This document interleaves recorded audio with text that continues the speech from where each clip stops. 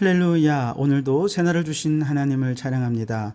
오늘도 말씀으로 시작하는 이 하루, 말씀 충만, 은혜 충만, 성령 충만한 하루를 보내시기를 주님의 이름으로 축복합니다. 오늘은 사도행전 11장 15절에서 18절까지 말씀을 봉독해 드립니다. 하나님의 말씀을 경청하시기 바랍니다. 내가 말을 시작할 때에 성령이 그들에게 임하시기를 처음 우리에게 하신 것과 같이 하는지라. 내가 주의 말씀에 요한은 물로 세례를 베풀었으나 너희는 성령으로 세례를 받으리라 하신 것이 생각났노라. 그런즉 하나님이 우리가 주 예수 그리스도를 믿을 때에 주신 것과 같은 선물을 그들에게도 주셨으니 내가 누구이기에 하나님을 능히 맡기느냐 하더라. 그들이 이 말을 듣고 잠잠하여 하나님께 영광을 돌려 이르되 그러면 하나님께서 이방인에게도 생명 얻는 회개를 주셨도다 하니라. 아멘. 오늘도 이 말씀을 통해 우리에게 주시는 하나님의 음성을 듣게 되길 바랍니다. 베드로가 이방인 고넬료의 집에서 말씀을 전할 때 성령께서 임재하셨죠. 이는 이방인 가정에 성령님이 강림하신 최초의 사건이었습니다. 자, 그런데 이 소식은 여전히 유대의 편견과 또 율법주의의 벽에 갇혀있던 다른 제자들에게는 큰 충격이 아닐 수가 없었습니다. 베드로가 이방인들과 접촉해서 부정하게 되었다니 있을 수 없는 일이라 생각했고, 베드로가 예루살렘에 도착할 즈음 이들은 기다렸다는 듯이 베드로를 비난했습니다. 오늘 우리가 읽지는 않았습니다만 앞부분의 2절과 3절에 보시면 베드로가 예루살렘에 올라갔을 때에 할례자들이 비난하여 이르되 내가 무할례자의 집에 들어가 함께 먹었다 하니 그랬습니다. 베드로가 정결법을 무시한 채, 율법을 무시한 채 이방인들과 교제하여 죄를 범했다는 것입니다. 자, 베드로도 사실 부정한 동물을 먹으라는 주님의 명령을 이미 3번이나 거절했던 정말 철저한 유대교인이 아니었습니까? 그렇기 때문에 지금 할례자들, 즉 유대인으로서 예수님을 믿은 이 사람들이 자신을 비난하는 것에 대해서 충분히 이해할 수 있었던 거죠.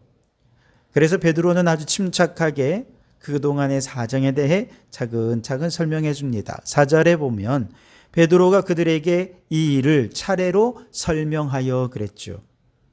네, 어떻게 설명합니까? 내용이 무엇입니까? 욥바에서 기도하고 있을 때 그가 환상을 보았던 이야기.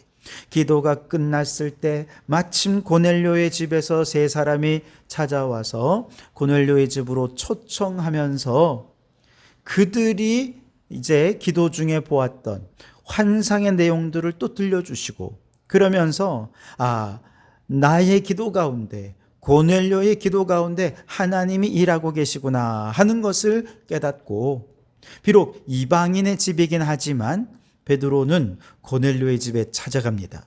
그리고 말씀을 전하기 시작했고, 말씀을 전하기 시작할 때 벌써 성령님께서 그들에게 임하시더라 라고 하는 것을 차근차근 설명해 주었습니다. 그런데 그 성령의 임재가 마가다락방에서 그들이 경험한 것과 같은 정말 그 다를 바가 없는 똑같은 경험을 했노라 강조합니다. 15절에 내가 말을 시작할 때에 성령이 그들에게 임하시기를 처음 우리에게 하신 것과 같이 하는지라 그랬습니다. 처음 우리에게 하는 것과 같이 무엇입니까? 오순절 마가 다락방에서 사도들이 함께 모여 하나님께 기도할 때 성령이 임하셨죠.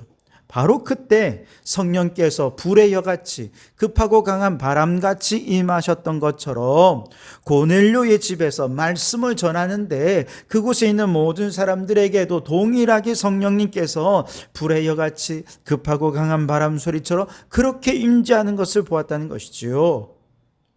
그리고 베드로는 이제 이렇게 덧붙입니다. 16절에 내가 주의 말씀에 요한은 물로 세례를 베풀었으나 너희는 성령으로 세례를 받으리라 하신 것이 생각났노라 그랬습니다. 베드로가 고넬료의 가정에 성령이 강림하는 것을 보면서 과거 예수님께서 공생의 기간 가운데 말씀하셨던 것 중에서 성령으로 세례를 받으리라 라고 말씀하신 것이 기억났다는 것입니다. 그리고 이 말씀이 바로 지금 이것을 얘기하는 거구나 라고 하는 것을 깨닫게 되었다는 것이죠. 주님의 말씀이 성취되는 순간이었다는 것이고, 이곳에는 세례의 아주 중요한 의미가 담겨져 있다는 것인데요. 여러분, 세례가 무엇입니까? 예수님을 믿고 죄사함 받는 의식이 세례의식이죠. 뿐만 아니라 정결케 되어서 교회라고 하는 하나님이 세우신 거룩한 공동체의 정식 일원이 되는 것이 세례가 아닙니까? 그래서 세례 받기 전에는 교회를 왔다 갔다 해도 그냥 마당만 밟을 뿐이죠. 그러나 세례를 받으면 그 사람도 예수의 피로 죄사함 받았음을 온 성도들이 확인하게 되고, 그리고 성도들이 그 믿음의 고백을 보고 교회의 일원으로, 한 가족으로 받아들여 주게 되는 것이죠. 지금까지 세례는 유대인으로서 예수님을 믿은 그 사람들이 죄사함 받고 교회의 일원이 되는 의식으로서 세례를 행했습니다. 그런데 고넬료의 집에서 성령 강림 사건을 경험할 때 베드로는 이것이 성령 세례구나 라고 하는 걸 깨달았다는 거예요. 다시 말해 성령 세례가 임한다. 그것도 이방인 가운데 임했다는 건 무엇을 말하느냐? 이방인에게도 하나님 말씀을 전하면 얼마든지 이방인들도 죄사함 받을 수 있고, 이방인들도 예수 믿으면 얼마든지 교회의 일원으로 받아들일 수 있겠구나 라고 하는 것을 깨달았다는 것이죠.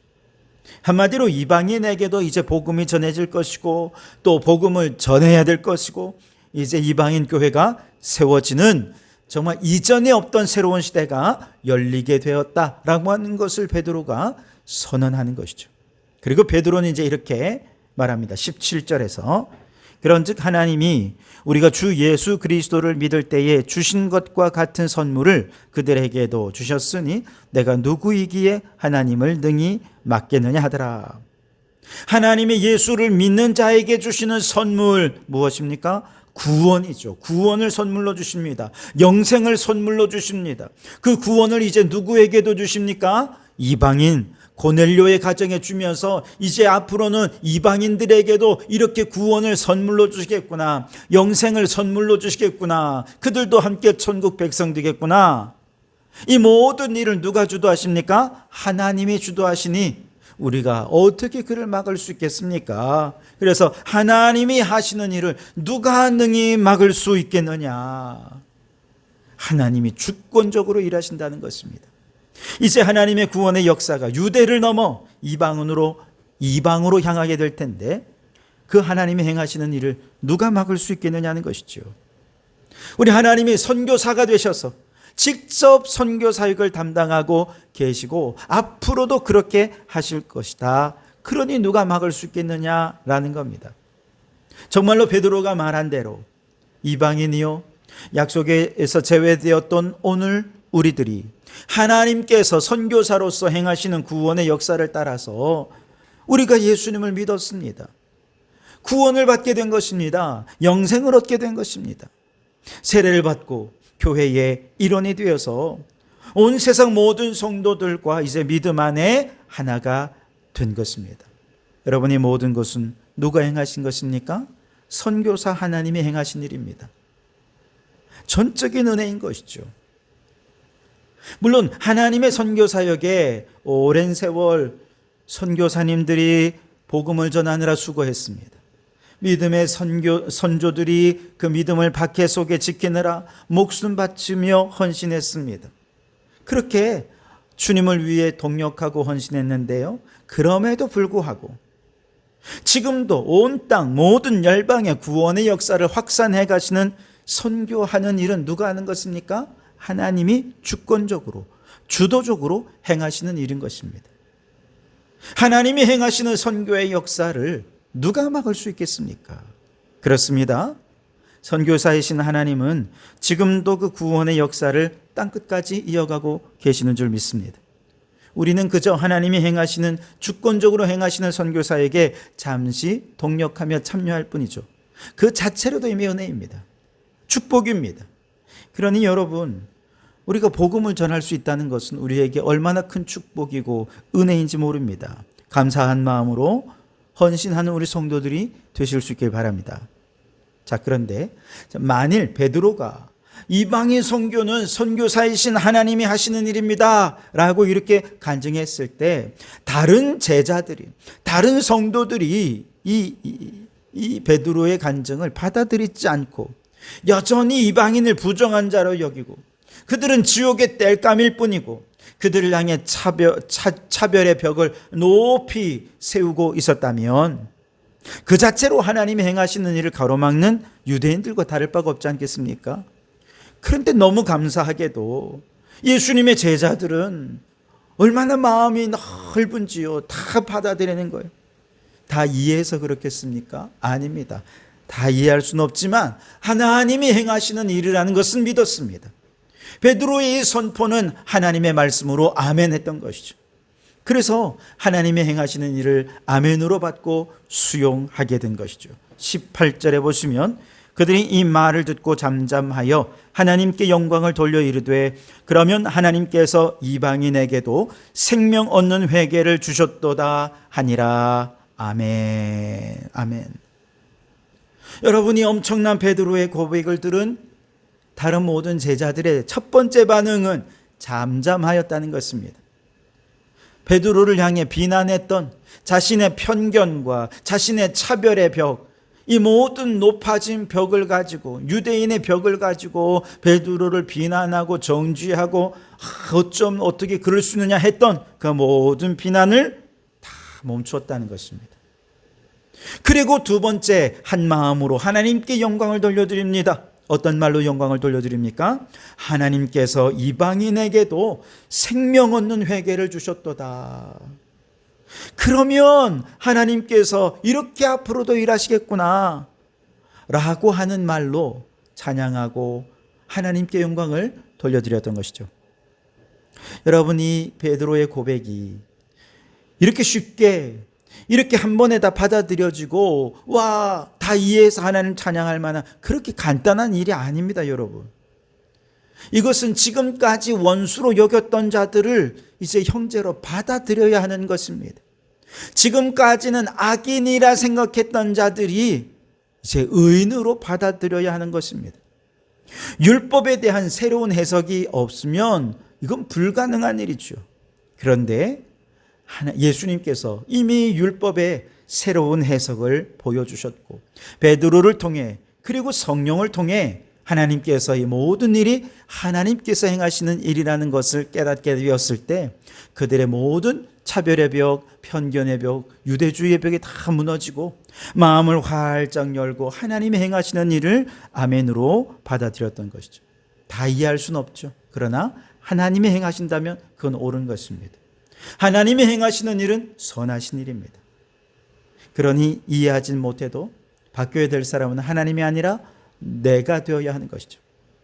유대인들은 그걸 못해가지고 구원의 반열에서 쫓겨났어요.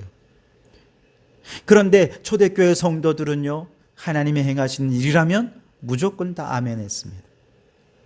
그렇게 지금 제자들은 지금까지 하나님에 대해 그들이 알고 듣고 믿었던 바를 이제 다 내려놓고 우리가 하나님께 맞추어야지, 하나님께 우리에게 맞추겠느냐, 우리가 하나님께 이제 맞춰야 된다, 하나님께 다 맞추도록 우리의 마음을 변화시키고 행동을 변화시키고 언어를 변화시키고 생각을 변화시키고 있는 것이죠. 우리 교단에서는 여성 목사 안수를 시행한 지 벌써 30년이 넘었습니다. 이것은 어떤 정치적인 이유나 시류의 흐름이 그러니까 이렇게 해야 되겠다가 아니었습니다. 성경이 여성에게 목사 안수를 주는 것에 대해 한 번도 막아선 적이 없습니다. 성경 어디에도 여자들에게는 안수를 주면 안 된다 이런 게 없습니다. 문제는 이렇게 여성 목사 안수를 허용하고 이미 30년이 지났음에도 불구하고 여성을 담임 목사로 청빙하려 하는 교회는 그렇게 많지 않다는 것이죠.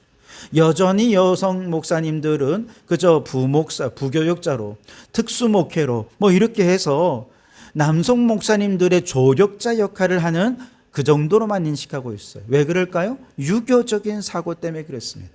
우리 한국 교회는 기독교의 유교가 혼합된 혼합 종교가 되어버렸습니다. 마찬가지로 교회 안에 여성을 장로로 세우는 교회들이 예전보다 아주 많이 늘어났죠. 그런데 여성 장로님들이 노회의 총대로 가거나 아니면 저 총회의 총대로 가는 경우는 여전히 많지 않습니다. 우리 교단의 경우 총회의 총대로 참여하는 여성의 비율은 2.4% 정도에 불과하다는 것입니다. 몇 년 전에 제 기억으로는 우리 경남노회 안에서도 여성 총대를 의무적으로 전체의 몇 프로 쿼터제를 두자 이런 의견이 있었습니다. 그런데 토론도 제대로 해보지 못한 채 그만 기각되었던 기억이 있습니다. 여전히 교회는 보수적이고 유교적이고 여성에 대해 아주 높은 담을 쌓고 있는 것이죠. 이거 버리지 못하면 우리는 너무나도 어리석은 자들이 되고 맙니다. 저는 우리 교회도 여성 장로가 세워지면 좋겠다는 생각을 합니다. 그런데 아무래도 남편보다 아내가 앞서는 것에 대해 여성들 스스로가 부담을 느끼는 경우들이 있는 것 같아요. 물론 교회가 아직 그만큼 부흥하지 못하는 것이 가장 큰 걸림돌이죠. 정말 바라는 것은 우리 교회에 너무 많은 인재들이 있거든요. 교회가 속히 부흥하고 하나님께서 이렇게 귀한 인재들 하나님 나라의 귀한 일꾼으로 쓰시기 위해 여성 장로로 세워라 말씀하실 때 온 성도들이 기쁜 마음으로 그렇게 초대교회와 같이 모든 벽을 허물고 주를 위해 일할 여성 장로님들을 세울 수 있다면 얼마나 좋을까 생각합니다. 초대교회 성도들이 하나님께서 이방인에게도 생명 얻는 회개를 주셨도다 받아들이고 수용하며 넓은 마음을 가졌던 것처럼 우리 교회도 모든 편견의 벽을 부수고 차별의 벽을 부수고 여성 일꾼들도 많이 세워서 그렇게 헌신적으로 일하는 교회, 하나님이 친히 역사하시고 주관하실 때 그 누구도 막아설 수 없는 그런 교회가 우리 성도교회가 될 수 있기를 바랍니다. 여러분, 하나님은 지금도 일하십니다. 하나님이 선교사로서 우리보다 앞장서서 행하시는 일에 대해 하나님의 일을 누가 막아설 수 있겠느냐 라고 고백하며 하나님의 주권을 인정해 드릴 수 있길 바랍니다. 하나님이 행하시는 일 우리가 다 이해할 수 없지만 그럼에도 불구하고 하나님이 행하시는 일이라고 한다면 이방인에게도 생명 얻는 회개를 주셨구나. 모든 편견을 부수고 하나님이 행하시는 일을 아멘으로 받아 수용하는 우리 성도들이 되실 수 있기를 바랍니다. 그렇게 우리 성도교회가 하나님이 주인 되시고 하나님이 역사하시고 주권적으로 일하시는 성도교회가 되어 하나님의 뜻이 이루어지고 하나님의 나라를 이루는 우리 성도교회가 될 수 있기를 주님의 이름으로 축원합니다. 기도하겠습니다. 선교사 하나님, 구원의 복음을 우리에게 전해주셔서 약속에서 구원에서 제외되었던 우리를 약속의 자녀 구원 백성 되게 하시는 애에 감사드립니다. 하나님이 행하시는 일은 그 누구도 막아설 수 없는 줄 믿습니다. 우리가 다 이해할 수 없어도 우리의 모든 편견의 벽을 부수고 하나님의 주권적 사역을 인정하고 새 시대, 새 역사 하나님께서 열어가실 때 아멘으로 받아 하나님의 뜻을 이루어가는 우리 성도교회가 될 수 있게 역사하여 주시옵소서. 예수님 이름으로 기도하옵나이다. 아멘.